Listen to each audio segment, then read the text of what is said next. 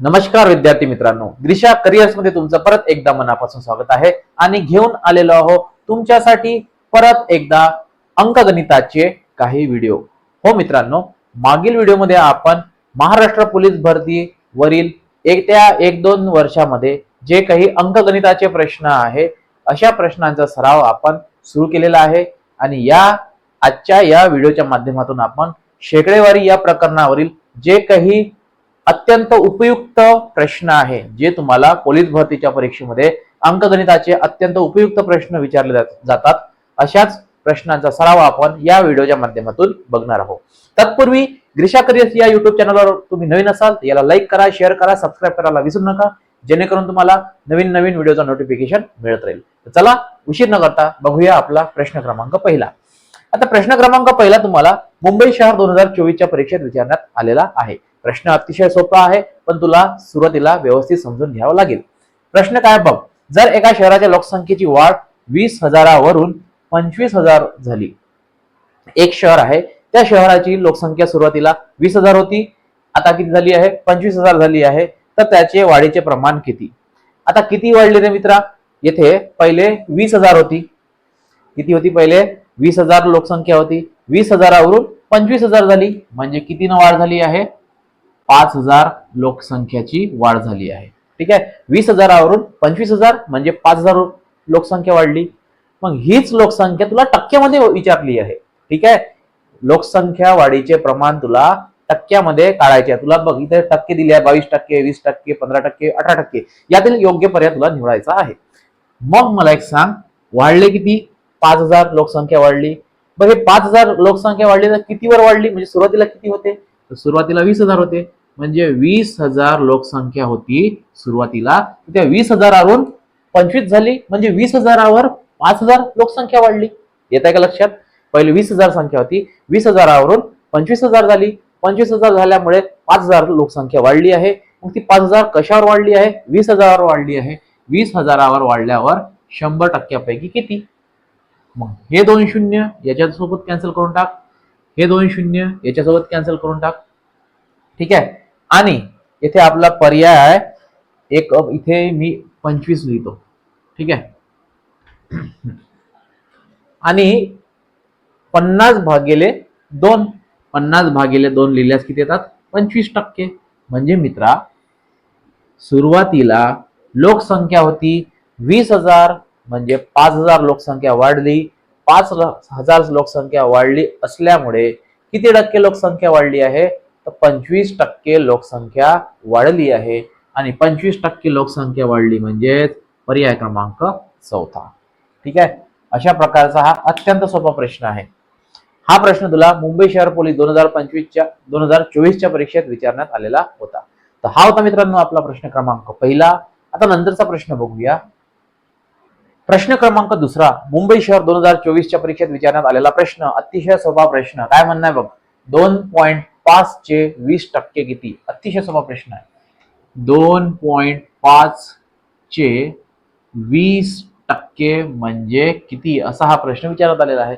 नेहमी लक्षात ठेव, चे म्हणजे गुणाकार, 2.5 म्हणजेच याला लिहूया आपण 25/10। बघ, पॉइंट नंतर एक संख्या आहे म्हणजे भागीला 10, पॉइंट नंतर जर 2 संख्या असेल तर भागीला 100, पॉइंट नंतर 3 असेल तर भागीला 1000, हे लक्षात ठेव।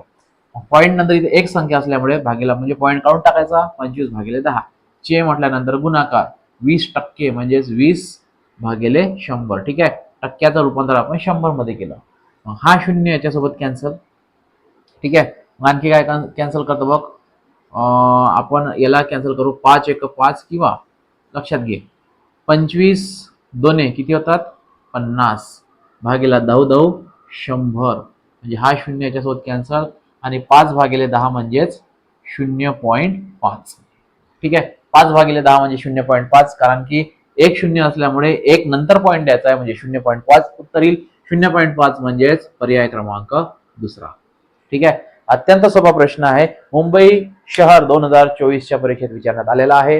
हा आहे आपला प्रश्न क्रमांक दुसरा। आणि आता नंतरचा प्रश्न बघूया। प्रश्न क्रमांक तिसरा, मुंबई कारागृह पोलीस 2024 मध्ये विचारण्यात आलेला 45% म्हणजे किती? ठीक आहे, 45% टक्के म्हणजे किती तुला विचारलेलं आहे आणि तुला येथे अपूर्णांकामध्ये उत्तर काढायचं आहे. मग 45% म्हणजेच 45 भागिले 100. ठीक आहे. मग 5 न जर भाग दिला तर 5 9 45 आणि 5 न इथे भाग दिल्यास किती येतात 20. म्हणजेच आणखी भाग जातो का रे 20. म्हणजे 9/20ला आणखी भाग जातो का कुठल्या संख्येनं तर नाही.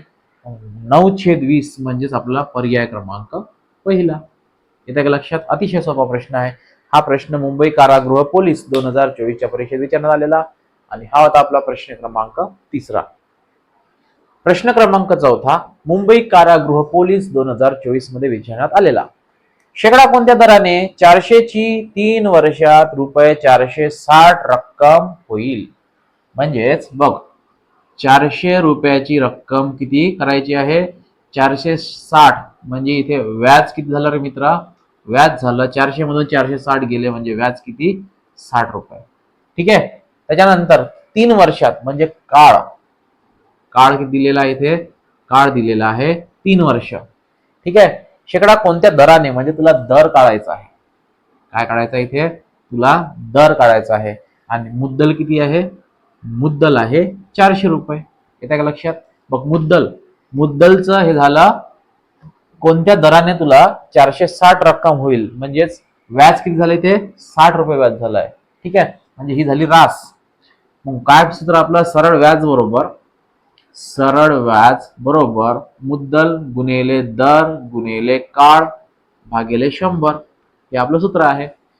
मग सरळ व्याज किती आहे 60. सरळ व्याज आहे 60. मुद्दल किती 400. दर आपल्याला काढायचा आहे आणि काळ किती आहे 3 वर्ष आणि भागेला 100. हे 2 शून्य याच्यासोबत कॅन्सल करून टाक. ठीक आहे.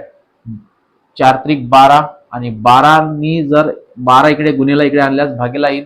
म्हणजेच दर बरोबर 4 त्रिक 12 म्हणजे 60 भागिले 12 म्हणजे किती 5. दर किती येत आहे 5% आणि दर 5% येत आहे म्हणजेच पर्याय क्रमांक तिसरा. येतं का लक्षात. कोणत्या दराने 400 रुपयाचे 460 रुपये होतील 3 वर्षात. तर कोणत्या दराने 5% दराने. 5% दराने 400 रुपयाचे 3 वर्षात 460 रुपये होतील मित्रांनो. तर हा होता आपला प्रश्न क्रमांक चौथा. नंतरचा प्रश्न बघूया. प्रश्न क्रमांक 5. आता हा प्रश्न मुंबई चालक 2024च्या परीक्षेत विचारण्यात आलेला आहे. काय म्हणणं आहे 100 ही 12.5च्या किती पट आहे. 100 ही म्हटल्यानंतर बरोबरीचं चिन्ह. 100 ही 12.5च्या किती पट आहे तर x पट आहे. आपण असं गृहीत धरूया. येत्या लक्षात.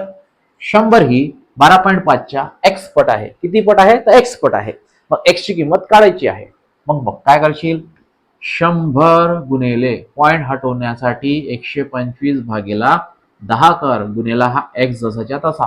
येत्या का लक्षात. पॉइंट नंतर एक संख्या असल्यामुळे भागेला 10. पॉइंट नंतर 2 संख्या असल्यामुळे भागेला 100. पॉइंट नंतर 3 संख्या असल्यामुळे भागेला 1000. असंच करायचं आहे रे मित्रा. हे लक्षात ठेवायचं आहे. मग बघ 100 गुणेला आता 125 भागेले 10 इथे गुणेला आहे. इकडे लिहिल्यास तुम्हाला इकडे याचं उलट करावं लागेल. म्हणजे 10 भागेले 125 बरोबर हा x जसाच्या तसा.